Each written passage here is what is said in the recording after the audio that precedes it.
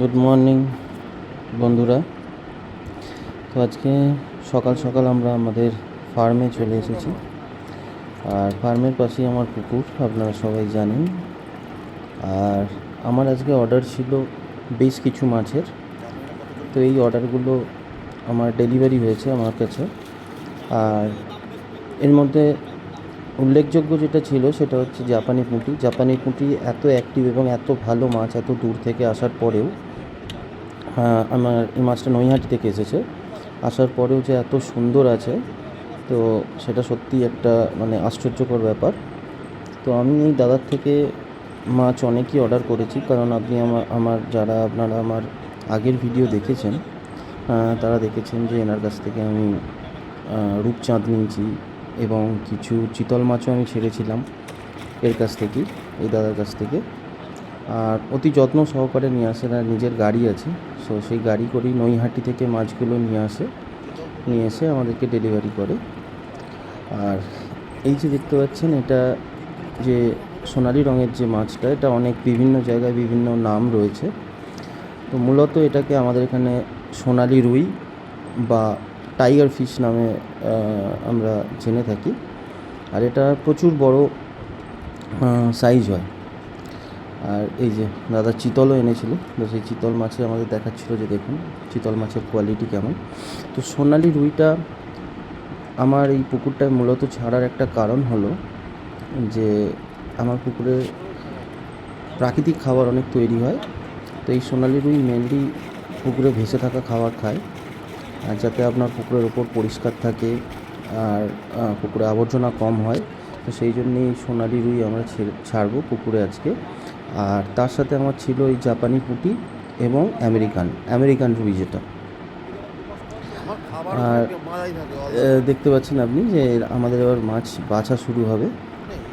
আর মাছ বাছার এদের সিস্টেম হচ্ছে, এরা 5টা করে বাছে, আর খুবই অ্যাক্টিভ ছিল। তো আমার হাতে যেগুলো দেখতে পাচ্ছেন, এর মধ্যে যে সাদা রঙের যে মাছগুলো উঠছে, এগুলো কিন্তু আমেরিকান। আর এর সাথে কিছু ব্ল্যাক কাপও পাইল ছিল। তো ব্ল্যাক কাপগুলো, এইগুলো সব ব্ল্যাক কাপ। আর যে সোনালি রুইটা যেটা আছে, সেই সাইজেরই সাদা রঙের যে মাছটা উঠছে, সেটা কিন্তু আমেরিকান রুই। আর এই আমেরিকান রুইটাও আমার জন্যই আনা। আর এটা হচ্ছে চিতল। চিতল মাছেরও সাইজ খুব ভালো ছিল এবং খুব অ্যাক্টিভ বাচ্চা ছিল। তো আমি চিতল মাছ নিয়েছিলাম কিছু ছাড়ার জন্য আমার পুকুরে। এই যে এগুলো দেখছেন, এগুলো সব আমেরিকান রুই। তো আমার বলার বিষয় এটাই যে যারা পুকুরে চাষ করছেন বা করার প্ল্যান করছেন, আপনারা কিন্তু যখন পুকুর আপনার রেডি হবে, আপনারা মাছ কিন্তু খুব জেনে বুঝে নেবেন এবং খুব বিশ্বস্ত জায়গা থেকে নেবেন। কারণ এই মাছের যে ইনভেস্টমেন্ট, এটা কম নয়, অনেক টাকার ইনভেস্টমেন্ট এই মাছেতে করতে হয়। আর একটা মাছ ছাড়ার পরেই কিন্তু কিছুদিনের মধ্যেই সেই মাছটা বড় হয়ে যায় না, তার পিছনে 6 মাস 1 বছর আপনাদের সময় দিতে হয়। তো যাতে করে এই 6 মাস 1 বছরটা আপনার বৃথা না যায়, বা আপনার যে ইনভেস্টমেন্টটা আপনি করছেন সেটাও যাতে বৃথা না যায়, সেটার দিকে লক্ষ্য রাখবেন। বিশ্বস্ত জায়গা থেকে আপনারা মাছের চারা কিনুন। আপনাদের লোকালে যেই থাকুক না কেন, যে ভালো সিড আপনাকে সাপ্লাই করতে পারবে, তার কাছ থেকেই সবসময় চারা নেওয়ার চেষ্টা করবেন। আর এটাই কিন্তু মাছের বাড়ার সময়। তো আমার কাকু এসেছিল, তো কাকু সোনালি রুই ছাড়া নিয়ে জিজ্ঞাসা করছিল যে এই মাছটা কী করবি রে, কেন ছাড়বি। তো আমি বলছিলাম যে দেখ পুকুরের ওপরে এরকম আমার অনেক ময়লা জন্মেছে, তো সেগুলোকে যাতে সেগুলো আমার অন্য কোনো মাছকে ক্ষতি না করে, যার কারণে এই জাপানি পুঁটি এবং সোনালি রুই এগুলো ছাড়া। এগুলো পুকুরের কিন্তু ওপর ভাগই থাকে, এরা খুব একটা পুকুরের ভেতরে যায় না, জলের নিচের স্তরে থাকে না। তো উপরের ভাসমান খাবারটাই এরা বেশি খায়। তো এবার দেখতে পাচ্ছেন আমার জাপানি পুঁটিটা আমি ছেড়ে দিলাম। আর এই জাপানি পুঁটিরও কিন্তু ভালো বাজার দর আছে, এবং যদি আপনি ভালোভাবে রেডি করতে পারেন পর্যাপ্ত খাবার দিয়ে, এবং যা যা ট্রিটমেন্ট আছে সেগুলো যদি করতে পারেন, জাপানি পুঁটি কিন্তু আপনার 3-4 মাসের মধ্যেই ভালো বড় সাইজ হয়ে যায়, প্রায় 250-300 করে ওজন হয়। আর এইটুকুন মাছ 250-300 গ্রাম ওজন হলে আপনি বাজার দরও ভালো পাবেন। আর এরপরে আমাদের বাসা চলছিল, বা আমরা প্ল্যান করছিলাম যে আমরা ব্ল্যাক কার্পটা ছাড়বো। তো ব্ল্যাক কার্প কিছু ব্ল্যাক কার্প আমি ছেড়েছি, আমার একদমই অল্প ব্ল্যাক কার্প ছেড়েছি, কারণ আমি অলরেডি আমার পুকুরে 100 পিসের মতন ব্ল্যাক কার্প আমি ছেড়ে দিয়েছি। তো আপনি জানেন যে আমার পাশে আরেকজন দাদা আছে যে আমার সাথে সবসময় মাছ কিনতে যায়, তো তাকেও আমি ফোন করেছিলাম। তো তার জন্য এই যে কিছু মাছ আমি বেছে রাখছিলাম, যে এই সোনালি রুইটা আমি ওই দাদাটার পুকুরেও আমি ছাড়বো। আর এটা আমরা টেস্টিং পারপাসই ছাড়ছি, কারণ আমরা এর আগে কোনো দিন এই মাছ চাষ করিনি। আর মানে এর গ্রোথ কীরকম হয় না হয় সেটাও আমরা জানি না, তবে অন্য পুকুরে আমি দেখেছি যে এই মাছের কিন্তু গ্রোথ খুব ভালো হয়।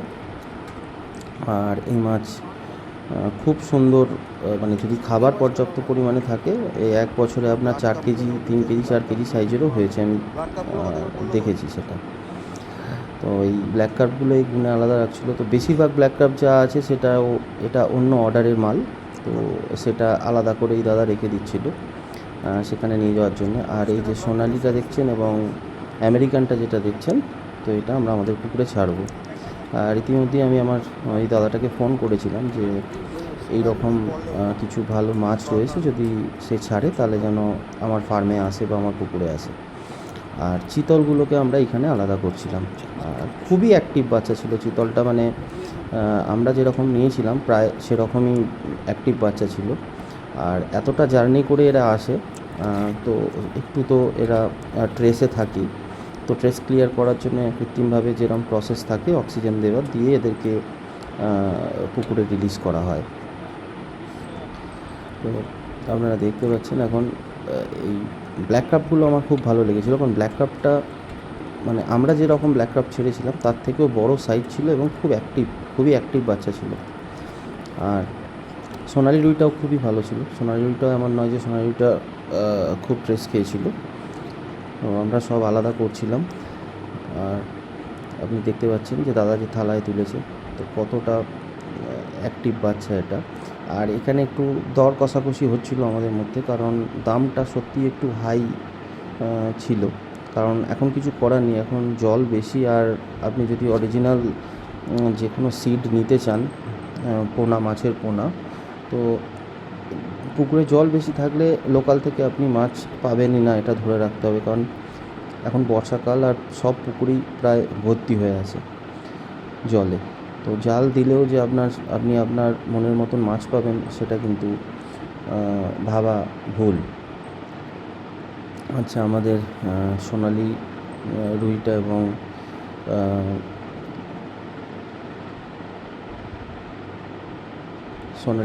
আমাদের যে জাপানি পুঁটি তো আমরা ছেড়েই দিলাম, সোনালি রুই এবং তো আমেরিকানটা আমাদের অলরেডি গোনা শুরু হয়ে গেছিলো।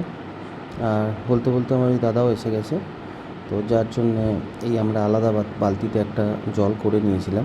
এই সামনের বালতির মাছগুলো আমরা ওই দাদাটাকে দেবো। আরও পুকুরটা একটু ছোট পুকুর, 1 বিঘার মতন পুকুর, তো খুব বেশি আমাদের এই সব মাছ ভাসমান মাছ ওই পুকুরে ছাড়লে হবে না, কম মাছই ছাড়তে হবে ওখানে। আর আমার এই যে পুকুরটা দেখছেন, এই পুকুরটা আমার 4 বিঘার পুকুর, তো আমি মাছটা পর্যাপ্ত পরিমাণে ছাড়তে পারবো। আর পুকুর যত বড় হবে, আপনার মাছের অ্যাক্টিভিটি যদি খাবার ঠিকঠাক থাকে, মাছ কিন্তু খুব ভালো বাড়বে। কারণ মাছ যত খেলে বেড়াতে পারবে, মাছ যত বড় জায়গা পাবে, মাছের গ্রোথ কিন্তু তত ভালো হবে। চিতলটা দেখতে পাচ্ছেন, তো আমরা চিতলও কিছু ছেড়েছিলাম। আর খুবই সুন্দর বাচ্চা, চিতলটা খুবই সুন্দর ছিল, তো আমি সেই জন্য চিতলও আমরা কিছু ছেড়েছিলাম। তো আমি এই ধরনের প্রতিবেদন করে থাকি বা এই ধরনের ভিডিও করে আমি আমার চ্যানেলে দিয়ে থাকি। আপনাদের যদি ভালো লাগে আমার চ্যানেলটা সাবস্ক্রাইব করবেন, আমার ভিডিওটাকে লাইক ও শেয়ার করবেন, এতে করে আমরাও মোটিভেট হই, আমরাও আমাদের ভিডিও করতে ভালো লাগে। আর আমরা আমাদের শত কাজের মাঝখানেও আমরা আমাদের সময় বার করে ভিডিওটা করি শুধুমাত্র আপনাদেরকে কিছু ইনফরমেশান পৌঁছাবার জন্য। যদি ভালো লাগে তাহলে একটা লাইক করবেন। সবাই ভালো থাকবেন।